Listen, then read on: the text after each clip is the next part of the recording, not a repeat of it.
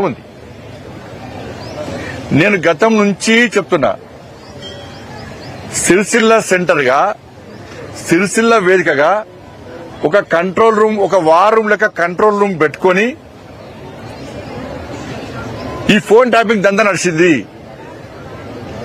హైదరాబాద్ కేంద్రంగా జరగలేదు, సిరిసిల్ల కేంద్రంగా జరిగింది. సిరిసిల్లలో కేసీఆర్ కొడుకు యువరాజు ఆడిందే ఆట, పాడిందే పాట. అలా తనిఖీలు చేసే అధికారం లేదు. బ్రిటిష్ పాలనలా, ఆ నిజాం పాలనలా, ఒక రాజుల పాలనలా, జీ హుజూర్ అనేటువంటి పాలన ఏ విధంగా సాగిందో కేసీఆర్ కొడుకు పాలనలో సిరిసిల్లలో అదే విధంగా జరిగింది.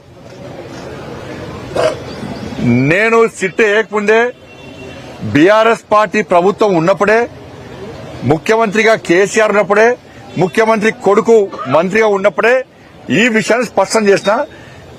సిరిసిల్ల సెంటర్ గా జరిగింది అని చెప్పినా కూడా అధికారులు ప్రభుత్వం పట్టించుకునే పాపన పోలే. 100% వాస్తవం ఇది. ఇలా ఫోన్ ట్యాపింగ్ ద్వారా వేల కోట్ల రూపాయలు ట్రాన్సాక్షన్ జరిగినాయి. వేల కోట్ల రూపాయలు రియల్ ఎస్టేట్ వ్యాపారాన్ని వసూలు చేసిర్రు. ప్రముఖ వ్యాపార వేత్తల దగ్గర వసూలు చేసిర్రు. దొంగదందా చేసే రాజకీయ నాయకుల చిట్టా తీసుకుని వాళ్ళ దగ్గర వసూలు చేసి కొత్త దొంగతందానికి తెరలేపిరు వీళ్ళు. సినిమా హీరోయిన్ల ఫోన్ ట్యాప్ చేసి కూడా ఏ విధంగా లబ్ధి పొందినరో అంత జగమెగిరిన సత్యం. ఏమనుమానం లేదు దానిలో.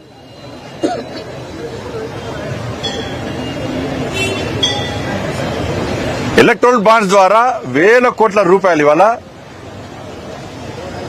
బీఆర్ఎస్ పార్టీ వసూలు చేసింది. బీఆర్ఎస్ పార్టీ ఇవన్నీ వాస్తవాలే.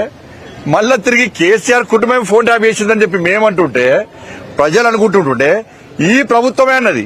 సాక్షాత్తు రాష్ట్ర ముఖ్యమంత్రి గారే నా ఫోన్ ట్యాప్ చేసిర్రు అని చెప్పి ముఖ్యమంత్రి గారే చెప్పారు. కేసీఆర్ కుటుంబం చేసిందని చెప్పారు. జడ్జిల ఫోన్ కూడా ట్యాప్ చేశారు. జడ్జిల ఫోన్లు కూడా,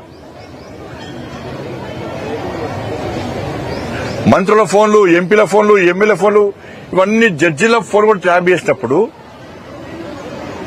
కేసీఆర్ కుటుంబమే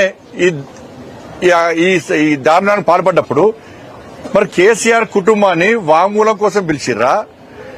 వాళ్ళ అక్యూజ్లు దిల్లా, వాళ్లే దొంగలు కాబట్టి విచారణ కోసం పిలిచిర్రా? ఒక్క వ్యక్తిని అరెస్ట్ చేయకపోతారు మీరు. ఒక్క వ్యక్తిని ఇంతవరకు ఒక్క రాజకీయ నాయకుడిని అరెస్ట్ చేయకపోతే దీనికి మూల కారణమైనటువంటి ప్రభాకరరావు అనే వ్యక్తిని కాపాడడానికి ఈ కాంగ్రెస్ పార్టీ ప్రభుత్వం ఏ విధంగా సహకరించిందో జగమెగిరిన సత్యం. సుప్రీంకోర్టులో వాదనలు వినిపించారు మీరు, హైకోర్టులో వాదనలు వినిపించారు. అధికారులు దానికి సిద్ధంగా ఉన్న వాళ్ళను ప్రోత్సహించే ప్రయత్నం చేయరు. వాళ్ళకి